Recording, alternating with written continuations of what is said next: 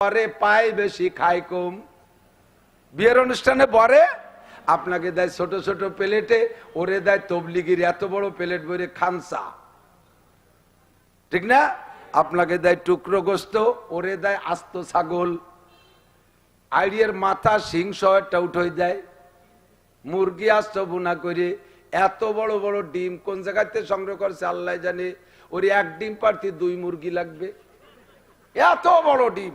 এরকম 40 প্রকারের পিঠা। ও পায় বেশি কিন্তু খায় কম। ওই দিন লজ্জাতে খায় না, খায় সবাই আর সবাই। ও খায় কম আর সবাই লুটে ফুটে খায়। কতক্ষণ ঠিক না? আপনারা মোমেন, আপনাদের উসিলায় দুনিয়ায় সব খাবারের বরাদ্দ আসতেছে, আপনারা একটু খাইতেছেন কম। খাইতেছে ওরা বেশি, ইহুদিরা বেশি খায়, নাসারারা বেশি খায়, কাফেররা বেশি খায়, ভোগবিলাস তারাই করে, আমরা কম করি। হযরত উসমান গনি কয় এটা হবেই না, আমার উসিলায় বরাদ্দ, আমি খাবো কম আর ওরা খাবে বেশি, এটা হতে পারে না। কাজেই আমি পরাণ ভরে খাবো, খাইয়ে থাকলে ওরা খাবে, না থাকলে না খাবে।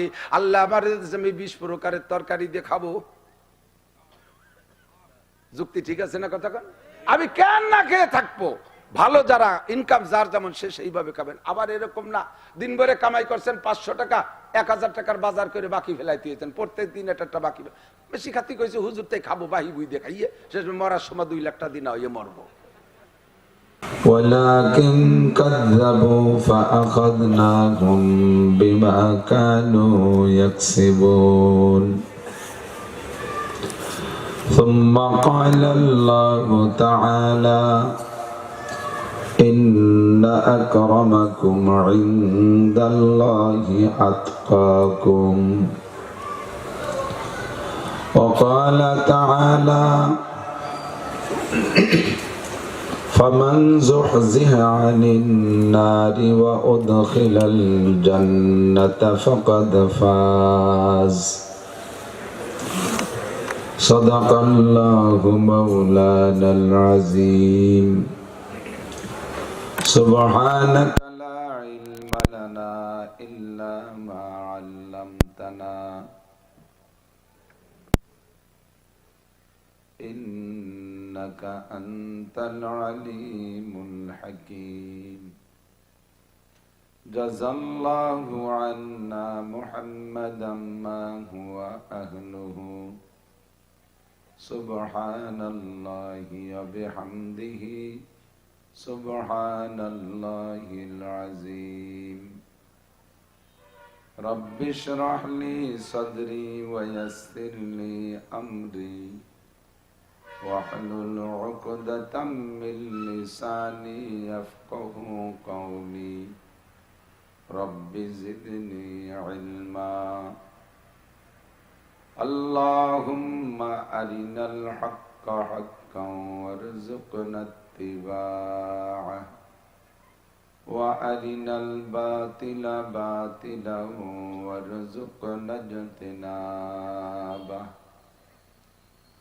اللهم بارك لنا في رجب وشعبان وبلغنا رمضان সকলে বলি আমিন। মোহাব্বতের সাথে জবান খুলে সকলেই পড়ব, কেউ পড়ব কেউ শুনবো চুপ করে তা নয়। হাদিস আসছে যে পড়বে তাকেই ফজিলত দেওয়া হবে। নবী আলাইহিস সালাতু ওয়াস সালাম বলেন মান সাল্লা আলাইয়া মাররা সাল্লাল্লাহু আলাইহি আশারা মাররা। যে নবী আলাইহিস সালাতু ওয়াস সালামের উপরে একবার দুরূদ শরীফ পড়ে আল্লাহ তাআলা তার উপরে 10টি রহমত নাজিল করে।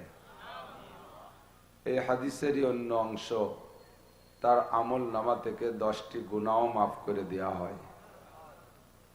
নগদে আমল নামায় 10টি নেকিও লিখে দেওয়া হয় যে পড়বে তার উপরে। মাহফিলের শেষ প্রান্তে চলে আসছি, দোয়া হবে, দোয়ার আগেও পরে দুরূদ শরীফ পড়লে দোয়া কবুল হয়।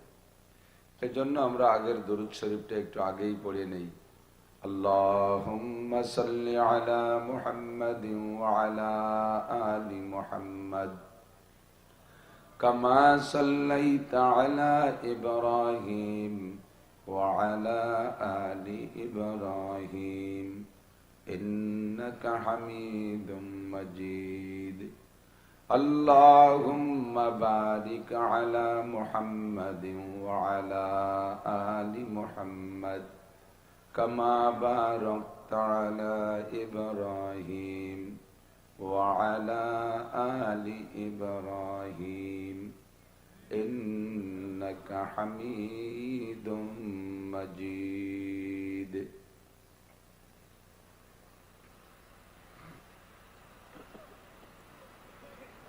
ঐতিহ্যবাহী ভাইনা কেন্দ্রীয় জামে মসজিদ কমিটির উদ্যোগে আয়োজিত অষ্টম বার্ষিক আজিম উশান ওয়াজ মাহফিল অধ্যকার মাহফিলের সম্মানিত সভাপতি জনাব আলহাজ হাফেজ মাওলানা হাসিবুল্লাহ সাহেব,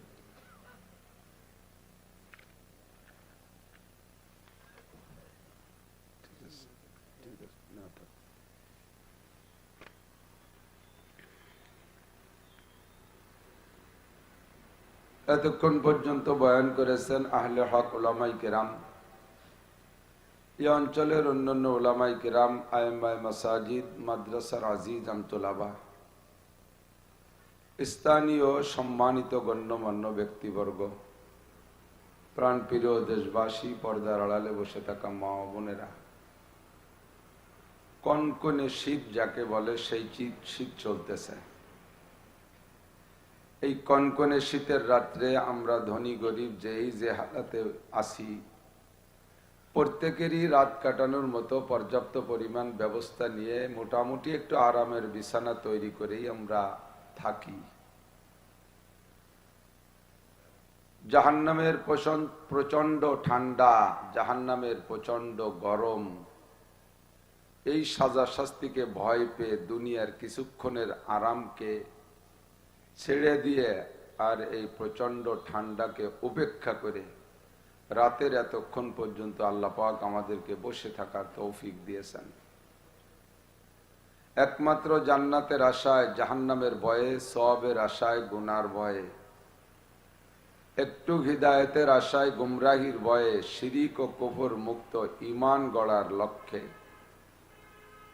আল্লাহর ভয়, জাহান্নামের ভয়, কবর আযাবের ভয়, পুলসিরাতের ভয়, ময়দানে মাহশারের ভয় অন্তরে সেট করার জন্য আর বেদাত মুক্ত সুন্নতি আমলের প্রশিক্ষণ নেওয়াও দেওয়ার জন্যই আল্লাহ পাক আমাদেরকে ডেকে নিয়ে আসছেন। শুকর আদায় করি আলহামদুলিল্লাহ। মাগুরা জেলা সদর, আশপাশে যেগুলো জেলা আছে আমাদের, তার মধ্যে মাগুরা জেলাটার ফিল্ডটা অনেক সুন্দর, রাস্তাঘাট প্রশস্ত, মানুষের মন মানসিকতা ভালো। আজ থেকে প্রায় 22-23 বছর আগের থেকে মাগুরা আসা যাওয়া করে মাহফিলের নামে। আমি এইরকম অল্প উপস্থিতি কোথাও পাইনি। এটা অন্য কোনো সমস্যা না, একমাত্র প্রচন্ড শীতের সমস্যা। শুধু এখানে নয়, আমার আরো যে সকল মাহফিলে লোক বেশি হয় সব জায়গায় এখন লোক কমে গেছে। খুব বেশি শীত, ঘর থেকে বেরোইতে পারে না। আর ওয়াজের শ্রোতা বেশিরভাগ তো বুড়ো মানুষ, সে বুড়োরাই বেরই হতে পারতেছে না। শ্রোতা পাবো কোন জায়গা? অল্প হাতে মোটেই দুঃখ না, কষ্ট না। কুরআনে কারীমের ভাষ্য আল্লাহ পাক বলেন, কাম মিন ফিয়াতিন কালিলাতিন গালাবাত ফিয়াতান কাসীরাতান বিইذনিল্লাহ। অনেক সময় দেখা যায় অধিক সংখ্যক মানুষের চেয়ে অল্প সংখ্যক মানুষ, অধিক সংখ্যক মানুষের কাছে অল্প সংখ্যক মানুষ বিজয় লাভ করে। বদরের যুদ্ধে কাফেরদের সংখ্যা 1000, মুসলমান 313। 300 জানা আছে সংখ্যাটা? সর্বকালেই যুদ্ধের পরিস্থিতি এরকম, মুসলমান কম থাকে, কাফের বেশি থাকে। তো সব যুদ্ধে যে কাফেররা যেতে তা না, বরঞ্চ বেশিরভাগ যুদ্ধেই মুসলমান বিজয়ী লাভ করেছে।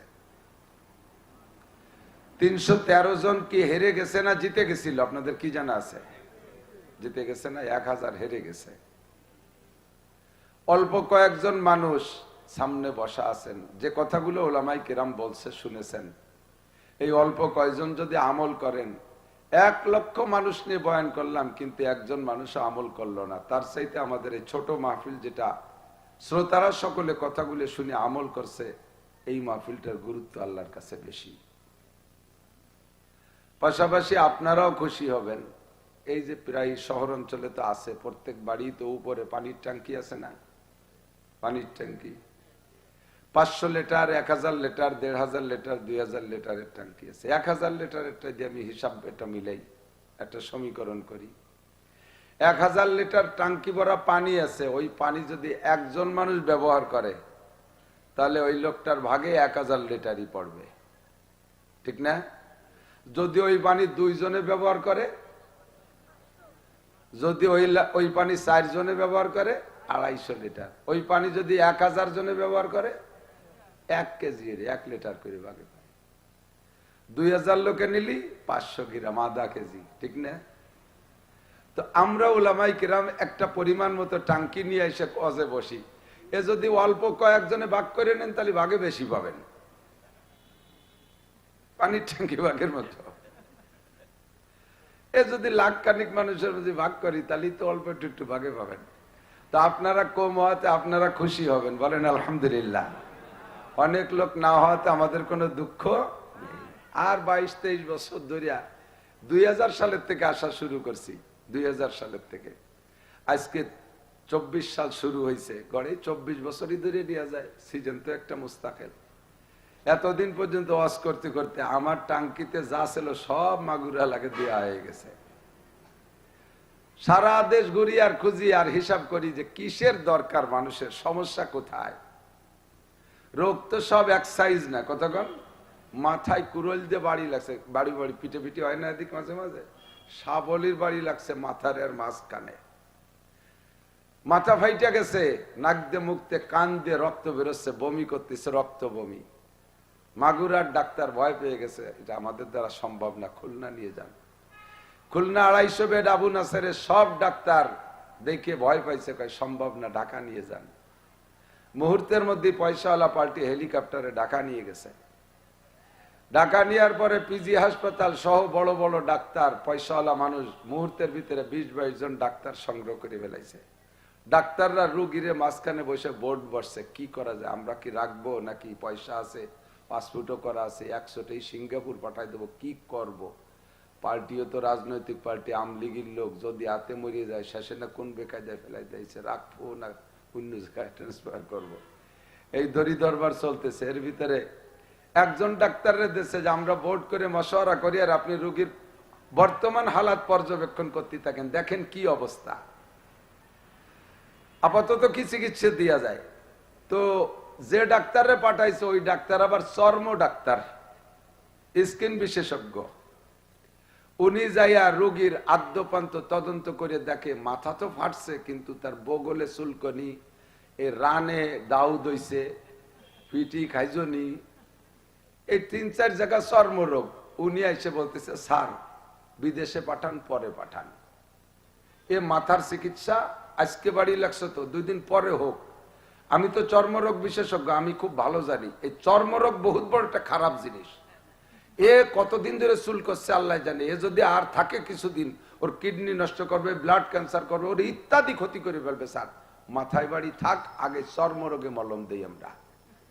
বক্তাও খুব সুন্দর, এমন সুন্দর করে বুঝাইছে ডাক্তার, সব ডাক্তার হাইর মানে গেছে। তাই নাও সবাই মলম মাহাও চর্মরোগে। ঘন্টা খানিক মলম মাখাতি মাখাতি মাথার চিকিৎসার কোনো খেয়াল নেই, রুগী শেষ।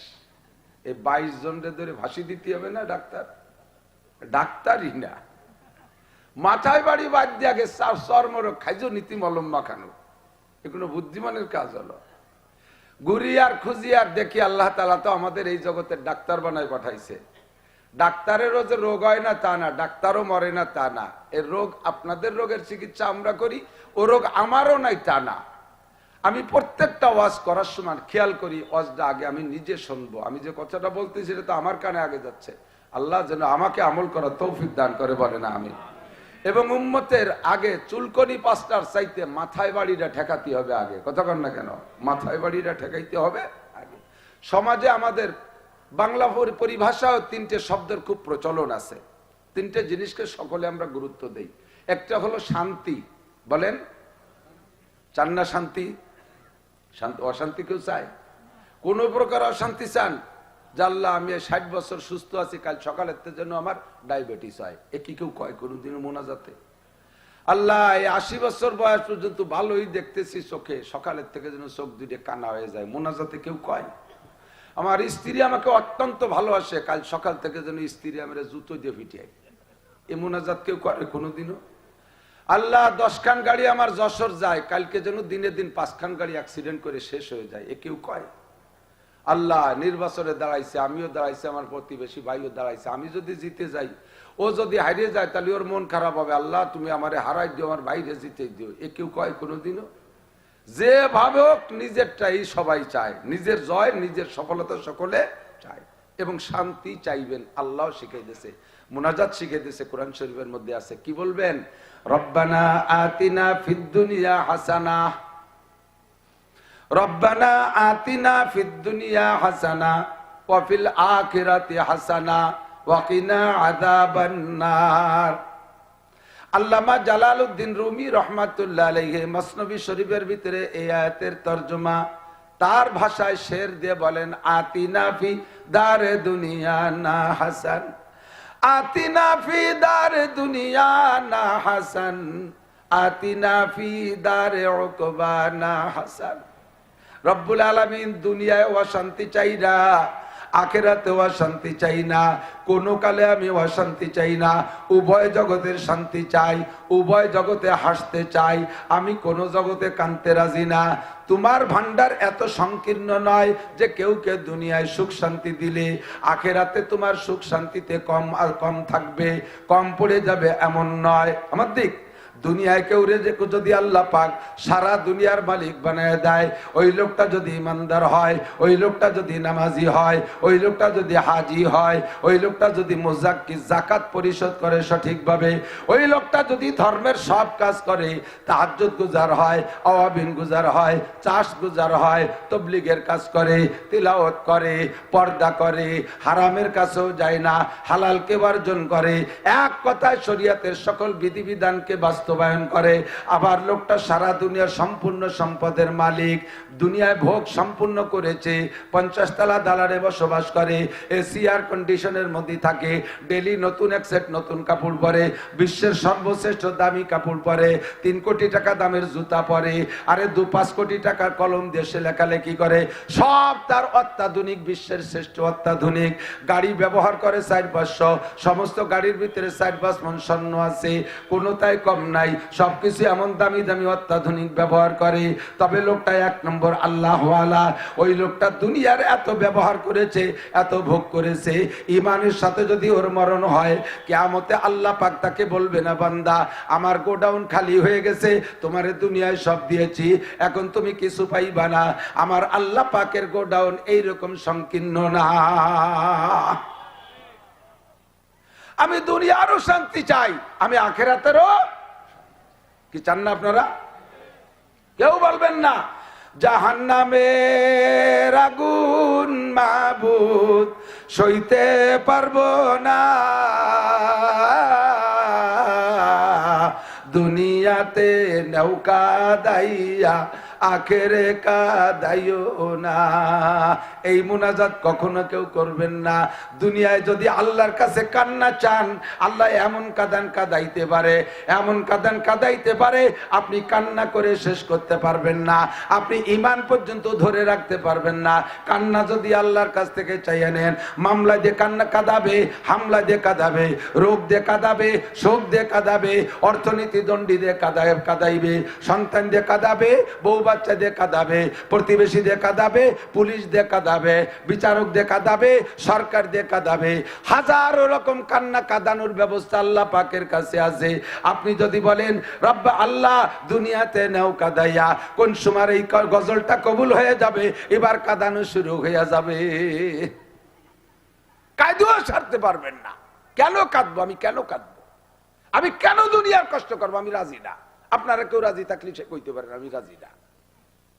হযরত উসমান গনি রাদিয়াল্লাহু তাআলা আনহু খানা খাইতে বসতেন 15-20 প্রকারের তরকারি নিয়ে, ধনী মানুষ তো বাজার ঘাট করতেন খুব, প্রশস্ত মনের মানুষ ছিলেন। শুধু নিজে খাইতেন না, অন্যকে খাইতেন। হুব্বি বেলাইমিনা দুনিয়া সালাস, এই দুনিয়ায় তিনটা জিনিস আমার ভালো লাগে। এক নম্বরে ইতআমুল জিয়ান, নিজে তো খাবো, ক্ষুধার্তকে দেখে দেখে খাওয়াইতে ভালো লাগে। দুই নম্বরে কিসওয়াতুল উরিয়ান, বস্ত্রহীনকে বস্ত্র দিতে আমার ভালো লাগে। ক্ষুধার্তকে খাওয়াইতে ভালো লাগে, অভাবীকে কাপড় দিতে ভালো লাগে। ওয়া তেলাওয়াতুল কুরআন, আর কুরআন শরীফ তেলাওয়াত করতে ভালো লাগে। আশেকে কুরআন ছিলেন হযরত উসমান গনি। আল্লাহ পাক তার মৃত্যুটাও করেছেন সেইভাবে, জীবন ভরে কোরআনকে তেলাওয়াত করে, মহব্বত করে, ভালোবাসে। এই কোরআন তেলাওয়াতের ভিতর দিয়ে তার শাহাদত হয়ে গেছে। তেলাওয়াত করতেছিলেন মসজিদে, ওই অবস্থায় সে তাকে হত্যা করে দিয়েছে, শহীদ হয়ে গেছে। হযরত উসমান গনি দিতেনও যেমন, খাইতেনও তেমন। 15-20 প্রকার তরকারি নিয়ে বসতেন। ইতিমধ্যে যদি একজন কেউ বলছে, হযরত আবু বকর তো এত খাই নাই, ওমর তো এরকম খাই নাই, আপনি এত বেশি খান কেন? ওই দাও, ওই কজনে দাও। তোকে কজনের আব্বা মা যদি ভালো হয় তালি বয়, আর যদি বাদামি হয় তালি ওই তালুতি থাক, যা। বেশি আর কিছু করলাম না। আকাম করিস রে, বসবো যে তোকে মা বাবা খারাপ, অত দূর গালি নিস নিয়া, মাঠেই শেষ করে দে।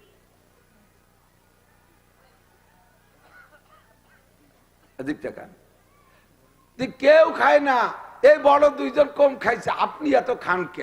হযরত উসমানকে বলছে। তখন হযরত উসমান বলেন, দুনিয়ায় যত মখলুক আছে সমস্ত মখলুকের জন্য খাদ্য, শান্তি, আসবাব সব বরাদ্দ হয় আসমান থেকে। অবিসামা এরিজকুকুম ওয়া মা তুআদুন, রিজিক আসে কোন জায়গাতে? একটু কর না, কোন জায়গাতে রিজিক আসে? কোত্থেকে? কয়দিন জমিতি ফলে, তা আসমানেতে আসে কি এরিয়া? এ লম্বা ব্যাখ্যার কথি যাব না। আল্লাহ কুরআনে বলছে, এই কথাই আমরা একমত। রুজি আসে কোত্থেকে? আসমান থেকে। হযরত উসমান কয়, সমস্ত মখলুকের জন্য যে খাদ্য আসে, যে খাবার আসে, যে রুজি আসে, এর ওসিলা হলো একমাত্র মুসলমান। আল্লাহ নবী বলেন, লা তাকুমুস সাআতু বিল আরদে হাত্তা ইউকালা বিল আরদে আল্লাহ আল্লাহ। আরে জমিনের মধ্যে ইহুদ, নাসারা, হিন্দু, বৌদ্ধ, খ্রিস্টান, কাফের, মুশরিক, নাস্তিক, মুরতাদ, বেঈমান সকলে জনমের খাওয়া খাইতেছে। এরা সবাই খায় একমাত্র মুমিনের রসিলায়, মুমিনের রসিলায়। মুমিন আছে তো দুনিয়া আছে, আল্লাহর বরাদ্দ রানিং আছে। যেদিন দুনিয়ায় একজন মানুষ আল্লাহ বলনেওয়ালা থাকবে না, ওই দিন দুনিয়াকে আল্লাহ ধ্বংস করে দিবে। ইহুদি থাকবে, নাসারা থাকবে, হিন্দু থাকবে, বৌদ্ধ থাকবে, খ্রিস্টান থাকবে, আমেরিকান থাকবে, জাপানি থাকবে, জার্মানি থাকবে, রাশিয়া থাকবে, চাইনিজ থাকবে, আর ইন্ডিয়ান থাকবে, সব থাকবে। সারা দুনিয়ার সমস্ত মানুষ কাফের হয়ে থাকবে, কোন মুমিন মুসলমান থাকবে না, কলেমা পড়নেওয়ালা একজনও থাকবে না। আল্লাহ পাক বলেন, এত মানুষকে দেখে আমি দুনিয়ায় রাখবো না, দুনিয়াকে রাখবো না, দুনিয়াকে ধ্বংস করে দেব। কারণ এর ভিতরে একটা মানুষ নাই আল্লাহ বলনেওয়ালা। বর্তমানে আল্লাহর রহমতে 200 কোটি মানুষ আছে মুসলমান, 250 কোটি মানুষ নামাজ পড়ুক আর না পড়ুক, আল্লাহু আকবার, রোজা রাখুক আর না রাখুক, হজ করুক আর না করুক, স্বাভাবিক ভাবে জিকির করুক আর না করুক, কমপক্ষে বিপদে পড়লে তো আল্লাহ বলে ডাক দেয়। সারা দুনিয়ার সবাই খায় মোমেনদের ওসিলায়। মোমেন হলো বর আর সবাই হলো যাত্রী। মোমেন কি? খেয়াল করেন রে আল্লাহ, আপনারা বিয়েতে বরযাত্রী যান না? সব কয়জন কি বউ আনতে যায় নাকি? বর খালি বউ আনতে যায়, আর যাত্রীরা যায় কে তিকন্দি খাতি। এর মধ্যে কোনো লজ্জা শরমের কিছু নেই। বিয়েতে যাই একদম দেন জম্বের খায়, খালি হাঁসের মতো গেলে গোস্ত চাবায় না। কি হরিস, লজ্জা হরে না? কইলে আইসি খাতে, আমরা তার বউ নিতে আসি নেই, তা কম খাবো কে? যাত্রীরা যায় খাইতে, বর যায় বউ আনতে, ঠিক না? 500 লোকের জন্য খানা অ্যারেঞ্জ হয়, ওসিলাকে, ওসিলা বর, ঠিক না? আমাকে ওই জায়গার এক বিয়েতে যাত্রীরা সবাই রেডি হয়েছে, বর সেই সময় কাশি নিয়ে মাঠে যাচ্ছে। সবাইকে তোর আলো বিয়ে, তুই লাগলে আমাকে খাতে দেয় নাকি? তুই কি কোন দিক যাচ্ছে? বিয়েতে যাবি না? কারণ আমার আরো পাট কাটতে হবে, মাঝি বাইরে নিয়ে যাও। ওর পাট কাটতে হবে, মাঝি বাইরে নিয়ে গেলি মাইয়ে দেবে, ভাত কাটতে দেবে কেউ রে? 500 লোকে খানা খায় বরের ওসিলায়, ঠিক না? ও দোস্ত, তবে দুনিয়া ওই জায়গায় বইছে, বরে পায় বেশি খায় কম। বিয়ের অনুষ্ঠানে বরে আপনাকে দেয় ছোট ছোট প্লেটে, ওরে দেয় তবলিগির এত বড় প্লেট ভরে খানসা, ঠিক না? আপনাকে দেয় টুকরো গোস্ত, ওরে দেয় আস্ত ছাগল, আইডিয়ার মাথা সিং সহটা উঠে দেয়, মুরগি আস্ত বুনা করে, এত বড় বড় ডিম কোন জায়গাতে সংগ্রহ করছে আল্লাহ জানে। ওর এক ডিম পারতে 2 মুরগি লাগবে, এত বড় ডিম। এরকম 40 প্রকারের পিঠা। ও পায় বেশি কিন্তু খায় কম। ওই দিন লজ্জাতে খায় না, খায় সবাই আর সবাই। ও খায় কম আর সবাই লুটে ফুটে খায়। কতক্ষণ ঠিক না? আপনারা মোমেন, আপনাদের উসিলায় দুনিয়ায় সব খাবারের বরাদ্দ আসতেছে, আপনারা একটু খাইতেছেন কম, খাইতেছে ওরা বেশি।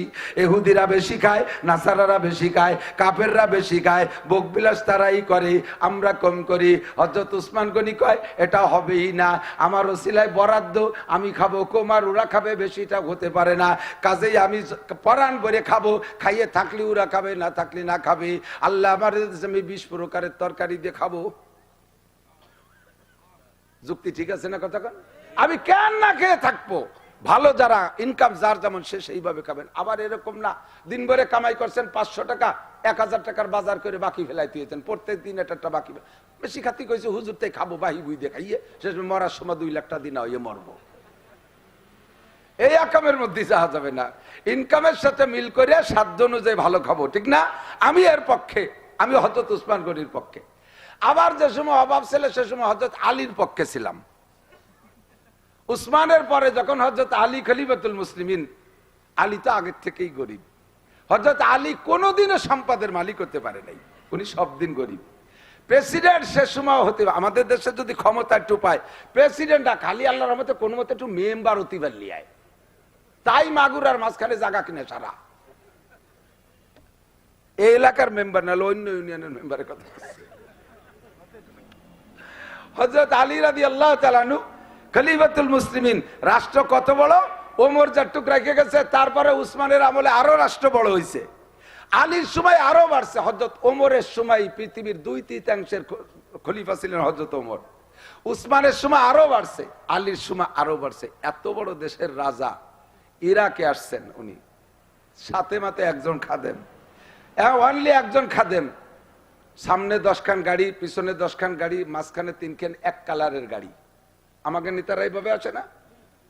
সামনে 10 খান, পিছনে 10 খান, একেবারে সামনে র্যাব, পিছনে কোবরা, মাঝখানে আর্মি, সামনে ফাঁকে ফাঁকে বিডিআর, সামনে পুলিশই একখান নিয়ে যাবে। সেইখানের ভিতরে আছে হরেন সাইরেন, কু কু কু কু করতে করতে রাস্তা সাফ করতে করতে যাবে। মাঝখানে 3 খান একই কালারের গাড়ি, বোঝা যাবে না যে কোন খানের মধ্যে উনি পলাই রয়েছে। হযরত আলী রাদিয়াল্লাহু তাআলা একা একা, সাথে একজন খাদেম। শুধু সফরে যদি রাস্তাঘাটে মরে যায় তাহলে খবরটা কবে কে? এই জন্য উনি একজন খাদেম নিছেন। তো ইরাকের গভর্নর যিনি ছিলেন সাহাবি, তিনিও সাহাবি। আগের থেকে নিউজ দিয়া বলে আমি আসতেছি, ইরাক পরিদর্শনে আসব। তো আইসা অফিস আদালত পরিদর্শন করে দুপুর বেলা খানা খাবে। তো গভর্নর বলছে স্যার কি কি খানার ইন্তজাম করতে পারি? হযরত আলী রাদিয়াল্লাহু তাআলা বলছেন না বাবা, আমি তোমার খানা খাবো না, আমি খাবার নিয়ে আসছি, তুমি এলো আমার সাথে খাতি পারো, দুপুর বেলা আমার সাথে খেয়ে নে। গভর্নরে খানা অ্যারেঞ্জ করতে দেয় নাই, উনি গভর্নরের দাওয়াত দিয়েছে তুমি আমার সাথে দুপুরে খাবা। যদি নিষেধ করে প্রেসিডেন্ট, ও জায়গা তোর গভর্নরের কথা বলার সুযোগ নেই। দুপুরবেলা খানা খাইতে বসবে, খাস রুমের মধ্যে বসছে খাদেম, গভর্নর আর উনি। কয় যে তোমার একারে দাওয়াত দিছি, তুমি আবার পাইক পিয়াদা নিয়ে আসলে হবে না, তুমি একা খাবো আমার সাথে। গভর্নর, খলিফাতুল মুসলিমিন আর খাদেম 3 জন। বলছে 3টে প্লেট বের করো। 3টে প্লেট বের করছে। 3 প্লেটের মধ্যে পানি দাও, পানি দিছে। ওর মধ্যে 3 দুগুণে 6টা খেজুর ভিজাও, পানির মধ্যে 6টা খেজুর ভিজাইছে। কিছুক্ষণ আগে খেজুর 3টে ভিজাইলে খেজুর 3টে 6টা খেজুর গলিয়ে নরম হয়ে পানি মিঠে মিঠে হয়েছে। এর মধ্যে ব্যাগের থেকে 2 খান করে শুকনো রুটি ওই পানির মধ্যে ভিজাইছে। 2 খান হযরত ওমর, 2 খান হযরত কি বলা হয় গভর্নর, আর 2 খান খাবে গোলাম। একই জায়গায় এক দস্তারখানে বসে। আল্লাহু আকবার। গভর্নর ভয়তে কাঁপতিছে, কান্দিয়ে দিছে, কয় খলিফাতুল মুসলিমিন এইভাবে খাবেন আপনি আমার এলাকায়? আপনি কি তো মানসি শুনলে আমার মারি ফেলাই দিবেন। উনি আপনি আমার জন্য একটু অনুমতি দিলে আমি ভালো খানার ব্যবস্থা করেন। তো উনি বলতেছেন বেটা তুমি তো একটা প্রদেশের গভর্নর, আমি সারা জগতের প্রেসিডেন্ট, তুমি আমার জন্য মোটা খানার ব্যবস্থা করতে পারবা? আমি নিজে কি পারতাম না? তো এটা কেন করলেন না? কয় যে তোমার এলাকার খানা খাবো, এই খাবারের ভিতরে ইরাকের ঘিরান, এই খাবারের মধ্যে ইরাকের স্বাদ আর ইরাকের ঘিরান। আর আমি মদিনার থেকে রুটি বানাইছি, মদিনার মার্কেটে থেকে আটা কিনেছি, মদিনার মার্কেটের পানি দিয়ে চটকাইছি, ওই আটায় দিয়ে রুটি বানাইয়া মদিনার আগুন দিয়ে সেকা দিয়েছি, এরপরে রুটিকে রোদ্রে শুকাইছি। আরে মদিনার পানি, মদিনার আটা, মদিনার বাতাস, মদিনার রোদ্রু, এর ভিতরে মদিনাওয়ালা বিশ্বনবী মুহাম্মদুর রাসূলুল্লাহ সাল্লাল্লাহু আলাইহি ওয়াসাল্লামের ঘিরান এই রুটির মধ্যে ঢুকছে। আমি বিশ্বের যে জায়গা যাই এই রুটি নিয়ে যাই, ওই রুটি খাই আর মদিনাওয়ালার ঘিরান পাই। তোমার ইরাকের খানা খাইলে তো ইরাকের ঘিরান পেতাম, বিশ্বনবী মুহাম্মদুর রাসূলুল্লাহর ঘিরান পাইতাম না। হারগুলেরা রঙ্গ বয়ে দেগারাত, প্রত্যেক ফুলের রং আর ঘিরান আলাদা। কতক্ষণ হযরত উসমানের যুক্তিও জায়গা মতো ঠিক, হযরত আলীর এশক ভালোবাসাও জায়গা মতো ঠিক। তবে আমি এই জামানায় হযরত আলীর সাধনা আমি করে পারবো না। কোথায় আলী আর কোথায় আমি হযরত উসমানের সাধনার সাথে একমত পোষণ করে বলবো যে খুদাবন্দে রুজি বাহক মুস্তাকিল, পরাগান্দা রুজি পরাগান্দা দিল। পকেটে যদি টাকা থাকে, নামাজে একাগ্রতা থাকে, সুরকিরাতে মন বসে, সিজদার মধ্যে একাগ্রতা থাকে। পকেটে টাকা না থাকলে, অভাব থাকলে, নামাজের মধ্যে কোন জায়গাতে মারবেন, কোন জায়গাতে ধরবেন, কার কাছে বাকি দেবেন, কিভাবে ফাঁকি বুকি দেবেন, বাজার করবেন, এই ধান্দা মাথার মধ্যে আসতে পারে। এই জন্য রিজিকের দরকার আছে। দুনিয়ায় বা শান্তি চাই না, আল্লাহ শিখাই দিয়েছে তুমি দোয়া করবা, রব্বানা আতিনা ফিদ দুনিয়া হাসানা ওয়া ফিল আখিরাতে হাসানা ওয়া কিনা আযাবান নার। আল্লাহ দুনিয়ায় শান্তি চাই, আখিরাতেও শান্তি চাই।